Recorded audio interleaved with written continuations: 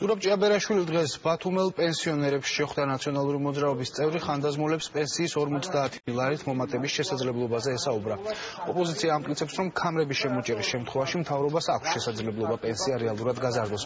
პენსიების მატებასთან დაკავშირებით ნაციონალური მოძრაობა საინფორმაციო შეხვედრებს საქართველოს ყველა რეგიონში გამართავს. საერთაშორისო მოვიდა უკან გაწავიდა ფასებიც და ტრანსპორტიც და ყველაფერი სიტუაცია. ამიტომ საჭიროა რომ ჩვენს რაღაცა დაგვემართოს. პენსია იყო 7 ლარი და გახდა 150 ლარი.